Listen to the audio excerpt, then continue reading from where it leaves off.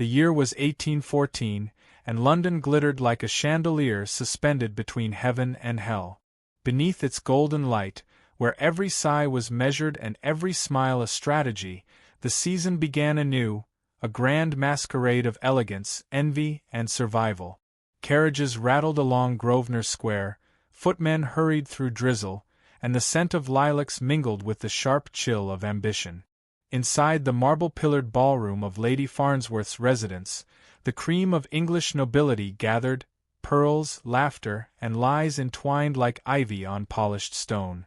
Among them stood Lady Eleanor Whitcomb, dressed in a gown of pale rose satin that seemed too fragile for the company it kept. She was 29, too old for maidenhood, too poor for marriage, and too proud for pity. Once, her name had floated through drawing-rooms with promise, now it lingered as gossip. Her parents were long gone, her dowry exhausted by distant relatives who wrote polite letters but never invitations. Still, she carried herself with quiet grace, as if dignity could be armor enough against indifference. Eleanor moved through the crowd like a ghost haunting her own past. Young debutantes curtsied with laughter too loud, as though to fill the silence that followed her presence. The musicians played a waltz, the chandeliers shimmered like frozen fire, and somewhere across the room, a cruel whisper drifted. The lonely Lady of Bloomsbury, still waiting for a miracle. Her throat tightened, but she lifted her chin. She had learned that silence, when held with elegance, could wound more deeply than words.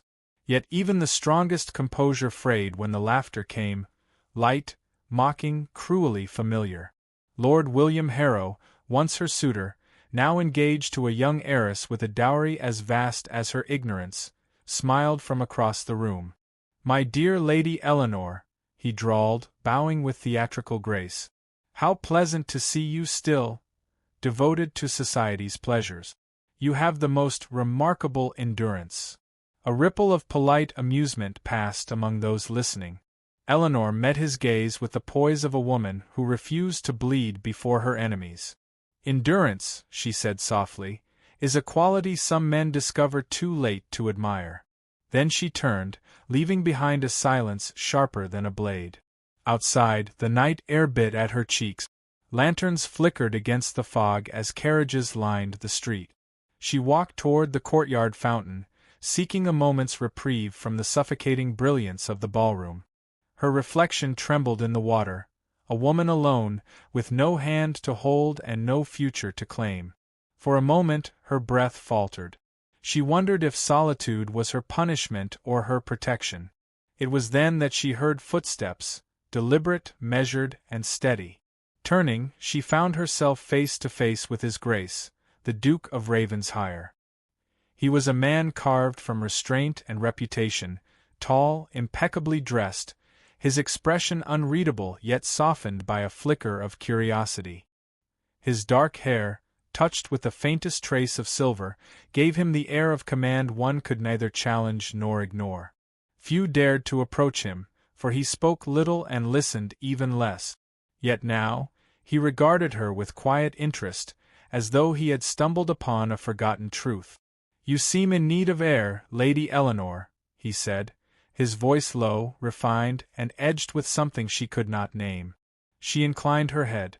"It appears the night and I share a fondness for solitude, Your Grace." A faint smile ghosted across his lips. "Solitude," he replied, "is often the refuge of those who have been too honest for company." The remark struck her, not as flattery, but as recognition. They stood in silence, the murmur of the ball muffled behind them. The fog curled around his coat, the moon caught the faint sheen of her gown. "I must confess," he said at last, "I did not come here for dancing. I came to find someone who might be persuaded into a most unorthodox favor." Eleanor's brow lifted slightly. "You speak with the confidence of a man who assumes consent before offering detail." "Not at all," he replied, and his tone softened. "I offer only the choice that London denies most women, the chance to be seen, even if by scandal." Her heart beat faster, though she kept her composure. "And what form would this scandal take?"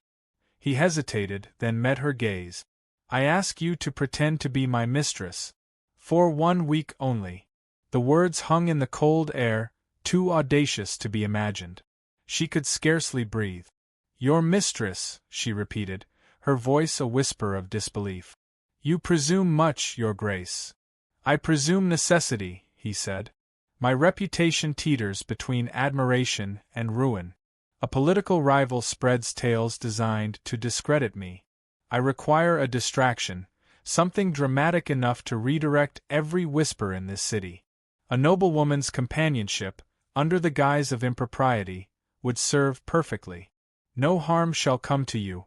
You will remain untouched, respected, yet envied. Her pulse trembled in her throat. And when the week ends? He looked past her toward the ballroom's glow.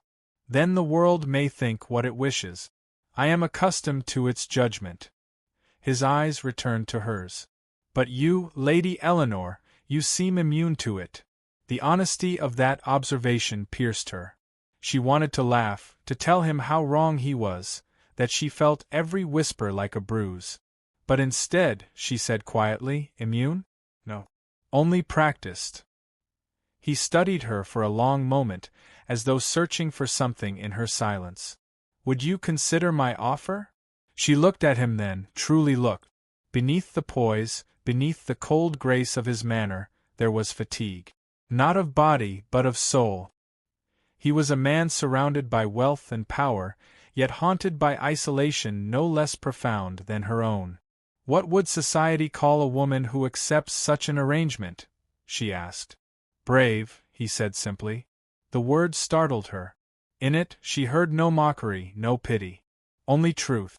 She thought of her empty townhouse, the letters unopened on her desk, the endless echo of footsteps belonging only to her. She drew in a slow breath. A week, then. Something unspoken passed between them, not agreement, not yet, but understanding. The Duke inclined his head. You have my word, Lady Eleanor. Whatever the world imagines, I shall see to it that your dignity remains intact. Dignity, she murmured, is a fragile shield, your grace. It cracks easily under rumor. Then allow me, he said, with quiet conviction, to stand beside you when it does. She said nothing. The wind caught her hair, the fountain whispered softly, and from within the ballroom, the orchestra began another waltz. At last she curtsied. Very well. I have no one left to disappoint. The Duke bowed in return, a gesture both formal and strangely reverent. Then, without another word, he offered his arm. She hesitated only a heartbeat before taking it. Together, they walked back toward the golden doors, where music and whispers awaited. As they entered, heads turned. Conversation faltered. The sight of Lady Eleanor upon the Duke's arm sent a shiver through London's most merciless circle. The first seed of scandal had been sown, and neither of them yet understood how deeply it would take root. But for the first time in years, Eleanor did not feel invisible. She felt seen, dangerously, gloriously seen, and though she could not name the emotion that rose within her, she knew her life had already begun to change. The morning light over Ravenshire House fell like liquid gold upon marble floors, softening the severity of its grandeur. Lady Eleanor Whitcomb stood at the threshold of the Duke's drawing-room, her gloved hands clasped tightly, her heart drumming an uncertain rhythm beneath her bodice. 1 week, she reminded herself. 1 week of pretending, 1 week of deceit wrapped in civility. The very thought seemed absurd now that she was here, under the same roof as the most scrutinized man in London. Yet there she stood, calm on the surface, trembling within. The Duke of Ravenshire entered with the quiet command of a man accustomed to obedience. His expression, measured and cool, revealed nothing of the man who had made so unorthodox a request. He greeted her not as an employer nor as a lover, but as an ally bound by circumstance. Lady Eleanor, he said, offering a courteous nod, I trust the carriage ride was not too unpleasant? It was enlightening, she replied, her voice steady though her gaze flickered toward the tall windows. Every lamppost seemed to watch me pass. He allowed himself a hint of amusement. London's eyes are ever hungry. Let us give them something to feast upon. Thus began their arrangement. The Duke's townhouse, though opulent, was oddly lifeless. Portraits of ancestors stared down from gilded frames as if disapproving of every breath taken beneath their gaze. Eleanor's chamber had been prepared with careful propriety, elegant yet without intimacy, like a stage awaiting its first act. That evening, the Duke's plan unfolded. A small dinner gathering of select peers had been arranged, men and women who shaped London's reputation with whispers more potent than royal decrees. Eleanor descended the staircase with deliberate grace, each step an act of quiet defiance. She wore a gown of midnight blue satin, chosen not for seduction but for respectability tinged with daring. Around her neck gleamed a sapphire pendant, newly gifted by the Duke himself. "It will silence their doubts," he had said earlier, fastening it with his own hands. Every gesture must seem effortless, every look sincere. When she had protested, insisting she could not accept such finery, his answer had been simple. "It is not a gift, Lady Eleanor. It is armor." The dinner began under the glow of crystal chandeliers. Conversation fluttered, cautious and curious, circling the pair like moths around flame. The Duke remained at ease, his composure unbroken, every word measured to perfection. Eleanor, though inwardly trembling, mirrored him with quiet precision. She smiled when expected, replied when addressed, and met the stares of his guests without flinching. Yet she felt the weight of every glance, the speculative curiosity of men, the scornful envy of women. At the far end of the table sat the Duchess Dowager Pembroke, whose tongue was as sharp as her diamonds. "My dear Ravenshire," she drawled, eyes glinting with mischief, "you've surprised us all. We feared you'd buried your heart with your ambition." The Duke inclined his head. "You mustn't believe everything you fear, Your Grace." A ripple of restrained laughter moved through the guests, and Eleanor sensed the tide shifting. They believed the charade. They wanted to. The notion of a virtuous lady turned scandalous amused them, softened their suspicion. Society was cruel, but it adored a spectacle. As the evening waned, a toast was raised. The Duke's glass caught the candlelight as he said, "To the courage of those who stand beside us when reputation demands retreat." His gaze lingered on Eleanor's face, steady, unreadable, yet weighted with unspoken meaning. The air between them seemed to tighten. For a moment she forgot the falseness of it all. Later, when the guests had gone and only silence remained, Eleanor stood by the window overlooking the street. Carriages rolled away into fog. She felt both relieved and hollow, like an actress after the curtain falls. The Duke approached quietly, his voice softer now. "You played the part admirably. They are convinced." She turned, the sapphire catching light. "Conviction is a fragile victory, Your Grace. Tomorrow they will hunger for proof. Then we shall feed them carefully," he said, almost smiling. "You underestimate your influence, Lady Eleanor. They envy you already." "Envy?" she echoed. "For what?" "For being seen," he replied. His words lingered after he left the room. She touched the pendant, feeling its cold surface against her skin. It gleamed like truth disguised as ornament. That night, she lay awake, listening to the soft ticking of the clock, wondering why the Duke's approval had felt like warmth she had not known she craved. Days passed in a delicate rhythm. Each morning, carriages arrived bearing visitors eager to glimpse the scandal firsthand. Each evening, the Duke and Eleanor performed their roles with subtle grace. He, the distant yet devoted patron; she, the mysterious woman who neither denied nor confirmed her place at his side. Yet between them, something unspoken began to stir. A shared glance here, a fleeting smile there, nothing improper, yet dangerously sincere. One afternoon, as rain pattered against the glass, Eleanor found herself in the library, tracing the spines of old books. The Duke entered quietly. "You seek distraction," he observed. "Perhaps understanding," she said without turning. "I was wondering what it costs a man to build a reputation so large he cannot live inside it." He studied her profile, struck by the honesty in her tone. "It costs precisely what you think," he said. "Freedom." Their eyes met, and something shifted. Not passion, not yet, but a recognition deeper than sympathy. She saw in him the loneliness of a man admired by many but known by none. He saw in her not scandal, but courage disguised as grace. That evening, London's rumour mills exploded. Word spread that the Duke of Ravenshire had taken his Mistress to dine publicly at Vauxhall Gardens. In truth, they had merely walked there under escort, but the damage was done. Anonymous pamphlets circulated, hinting at impropriety. Eleanor's name, once forgotten, now danced on every tongue. She confronted him in the study that night, her composure trembling. "Do you see what they write of me?" she demanded, holding the pamphlet aloft. "They speak as though I am a purchased amusement." His jaw tightened. "I regret their cruelty, but it was inevitable." "Inevitable?" Her voice cracked. "You offered me safety, not ruin." He stepped closer, his tone low, urgent. "I offered you significance. Would you rather return to invisibility?" Her breath caught. "You mistake suffering for significance, Your Grace." He flinched, not visibly, but enough for her to see the truth behind his restraint. "You are right," he said quietly.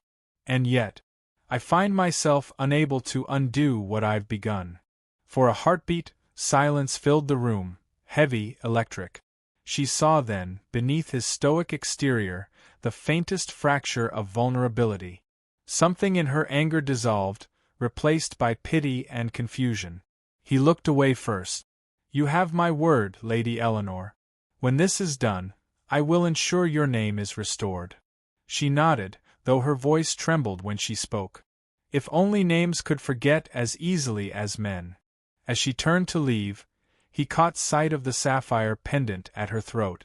"Keep it," he said softly, "even if you despise what it represents." Eleanor paused at the door, her back to him. "I do not despise it," she whispered. "I fear it." When she was gone, the Duke stood alone, staring into the fire until its glow blurred. For the first time since the arrangement began, he wondered if the performance he had crafted so carefully had ceased to be an illusion at all. The scandal had achieved its purpose, but the cost? He could already feel it tightening like a noose around his heart. Rain fell over London with the quiet persistence of remorse, veiling the city in a silver melancholy. Within the Duke of Ravenshire's townhouse, the light was dim and uncertain, each candle wavering as though reluctant to bear witness to what was unfolding. Lady Eleanor stood in the doorway of his study, her gloved hands trembling slightly, her breath shallow from the storm outside. She had come to end their arrangement, to reclaim whatever fragments of dignity still remained. Yet as she looked upon him, seated at his desk with papers strewn like defeated soldiers across the mahogany surface, her resolve faltered. He did not look up immediately. His coat was unbuttoned, his hair disordered, the mask of composure he wore so carefully now broken. When he finally lifted his eyes, she saw not the Duke who commanded London's respect, but a man stripped of pretense. "You should not have come," he said quietly. "Not tonight." Eleanor stepped forward, her voice steady though her heart trembled.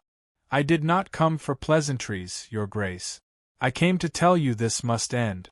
The lies, the gossip, the charade, it has consumed us both." He leaned back, the faintest ghost of a smile touching his lips. "Consumed you, perhaps? I am long acquainted with rumor's appetite." She shook her head. "You speak as though it were harmless. But I have seen how they look at me, how they whisper when I pass. What began as a shield for your reputation has become a weapon against mine." The Duke rose, his movement slow, deliberate. "And what would you have me do, Lady Eleanor? Deny the world its sport? Confess the truth, that I found in you a companion far too genuine for pretense." Her breath caught, but she held her ground. "Do not mock me, Your Grace. I am weary of playing a part in a tale I do not understand." He turned from her, crossing to the window. The rain struck the glass with restless insistence. "You understand more than you admit," he murmured.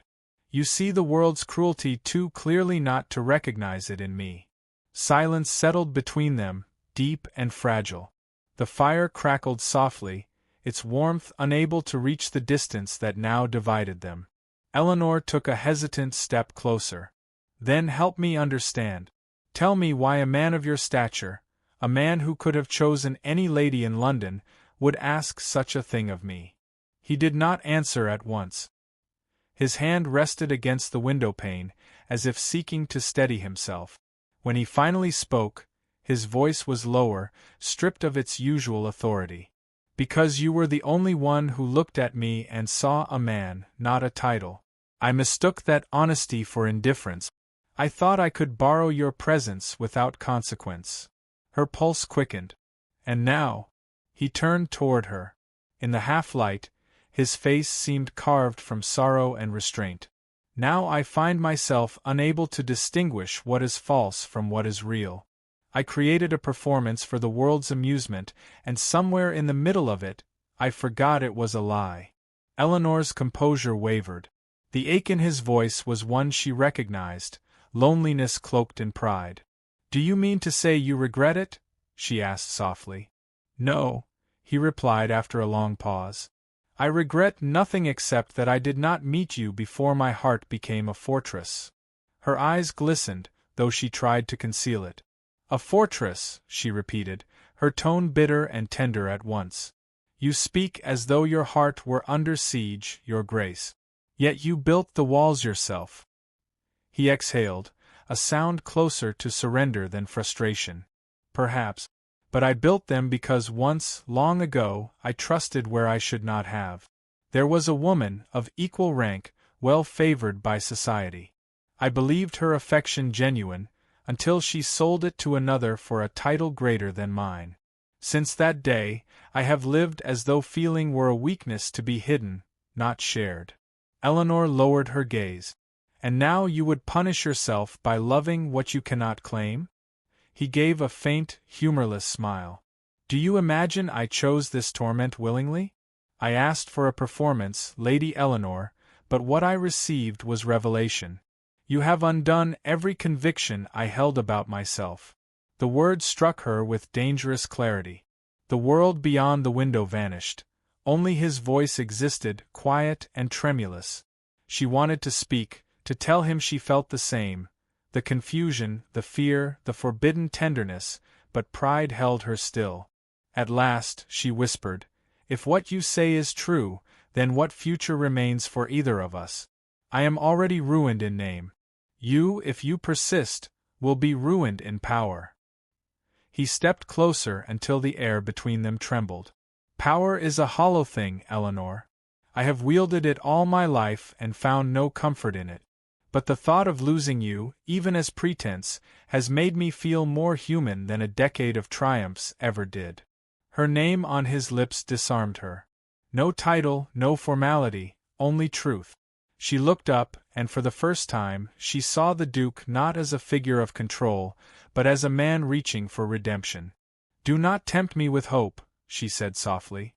"You cannot mean this." "I mean every word."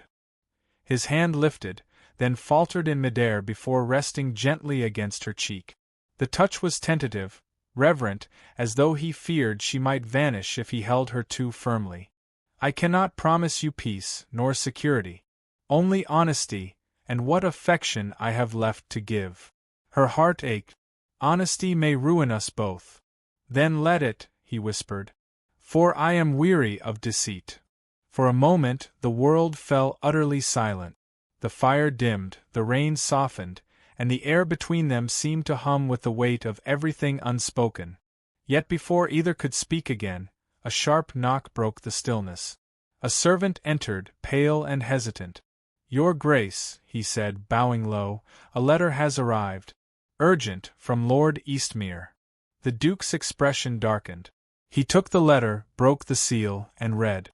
When he looked up, the composure was gone from his face. "He knows," he said simply. "Eastmere has exposed us. The Crown has been informed of our deception. Eleanor felt the blood drain from her face. Then all is lost. The Duke folded the letter slowly, his jaw set with quiet resolve. Not yet. There is one course left, though it will bind us both irrevocably. She stared at him, her voice barely a whisper. You mean marriage? He met her gaze with solemn conviction. I mean salvation, Eleanor. For you, and God help me for myself. Outside, thunder rolled across the city, echoing the turmoil within. The storm had only just begun, but for the first time, neither of them wished to seek shelter from it. The morning after the storm broke cold and bright over London, as though the heavens had wept their last in secret and now offered a cruel, crystalline calm. The Duke of Ravenshire stood at the edge of his estate gardens, where frost glazed the rose bushes and the air still carried the scent of rain. Behind him, the great house loomed silent, a fortress of privilege now trembling under the weight of scandal. The letter from Lord Eastmere had spread swiftly through drawing rooms and parlors, whispered by ladies who once courted his favor and men who envied his influence. The Duke who had dared to deceive society by keeping a false mistress had been unmasked, and with him, the woman who had unknowingly given truth to the lie. Inside, Eleanor sat by the fire in the morning-room, her gown simple, her eyes hollowed by a sleepless night. She had refused breakfast, refused comfort, refused everything except the small ring the Duke had placed upon the table before her, an heirloom of Ravenshire, his mother's, heavy with meaning. He had said nothing when he offered it, only looked at her with a quiet desperation that seemed to fracture the very air. She had not yet answered him. When he entered now, she did not rise. He paused, as though uncertain whether he was welcome, and for the first time in his life, the Duke looked like a man stripped of authority. The carriages are ready, he said quietly. If we leave within the hour, we can reach the chapel at St. Albans before the newspapers reach the piers. Eleanor's fingers tightened around the ring. You would marry me to silence them? His jaw tightened, but his voice held no anger. I would marry you because I can no longer bear the thought of you standing alone in the wreckage of my doing. She looked up, meeting his gaze fully. Do not pretend this is nobility, Your Grace. It is guilt. You seek redemption, not companionship. He stepped closer, the firelight catching the exhaustion etched into his face. Perhaps once that would have been true. But last night I realized something far crueler than guilt. I realized I could lose you not to scandal, but to your own resolve. And that, Eleanor, I cannot endure. Her lips parted, but she found no words. He knelt before her then, not as a duke before a lady, but as a man before his truth. When I first asked you to play my mistress, he said, voice trembling slightly, I sought only protection. I thought I could borrow your grace, your goodness, to shield me from the hunger of gossip. I never imagined I would fall in love with the very woman who reminded me that honor was not born of title but of heart.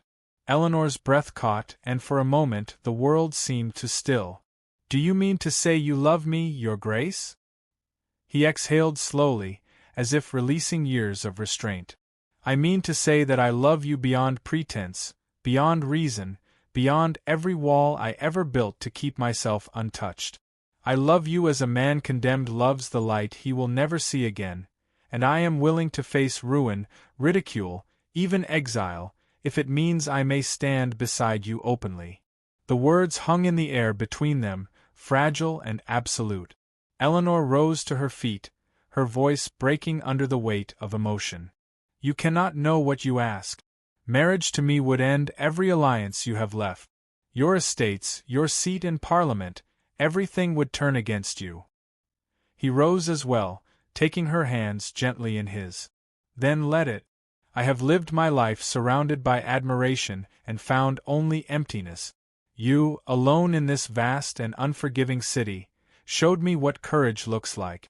You have nothing in the world, yet you carry yourself as though you owned the sun. Her eyes filled with tears. And if I say no? Then I shall remain as I am, he said softly. A man who once glimpsed love and let it pass him by. But I will not let them destroy you for my folly. If you refuse, I will confess the deception as my doing alone." The fire crackled sharply, the only sound between them. Then, in a voice barely above a whisper, she said, "You would ruin yourself to protect me?" He smiled faintly. "You are worth the ruin." Something within her broke then, years of loneliness, of restraint, of believing herself unworthy of belonging. "You foolish, impossible man," she murmured, a tear slipping down her cheek. "Do you not see? I loved you long before I dared to admit it." He reached for her then, not in triumph, but in reverence, as though she were something sacred. When his lips found hers, it was not the desperate kiss of scandal or salvation, it was the quiet recognition of two souls who had stopped pretending. Hours later, the small chapel stood bathed in pale winter light. There were no guests, no orchestra, no splendor, only the echo of vows spoken with trembling certainty. The priest's words were simple, yet every syllable bound them tighter than any crown decree could have. When he slipped the ring upon her finger, the same ring that had once lain cold upon the table, it gleamed not as a symbol of inheritance, but of surrender. She looked at him then, no longer a duke before the world, but her husband, her equal in vulnerability and devotion. Outside, the carriage waited. London would whisper, of course. It always did. Yet when they emerged from the chapel, the sunlight broke through the thinning clouds, and for the first time in years, the Duke of Ravenshire smiled without effort. As they rode through the countryside, Eleanor rested her head against his shoulder, her voice soft but certain. "Do you think they will ever forgive us?" He brushed a hand through her hair. "Forgiveness is for those who seek permission to live. We have chosen truth instead." She smiled faintly. "Then let truth be our scandal." He turned to her, his eyes warm with quiet pride. "And our love its resolution." The road stretched before them, endless and bright, winding toward a future uncertain yet free. Behind them, the city that had defined them both faded into mist. Ahead, the fields of winter sparkled with promise, and for the first time, neither sought refuge from the world, they faced it together. That evening, as dusk fell and the first stars kindled above the horizon, the Duke and his new Duchess stood upon the terrace of their small country house, a retreat far from London's clamor. The air was still, the silence deep, but it was a silence that spoke of peace rather than emptiness. He took her hand and pressed it to his heart. "I once believed love was a luxury of the foolish," he said quietly. "Now I know it is the only truth that ever mattered." Eleanor looked up at him, her eyes shining with that calm strength he had fallen in love with. "And I once believed I had no place in this world," she replied. "But you have given me one, not as your mistress, not as your charity, but as your equal." He smiled, the faintest trace of awe in his expression. "As my wife." She leaned into him, and together they watched the last light fade. There would still be whispers, perhaps even exile, but neither cared. For in the quiet grace of that moment, surrounded by a world finally stripped of pretense, they had found the only thing that endured beyond reputation, love, vast and unyielding, born from truth and sealed in defiance of every expectation. And somewhere in the distance, as the wind stirred through the trees, it carried the faint echo of their vow, an unspoken promise that even in a world built upon appearances, two hearts had dared to choose something greater.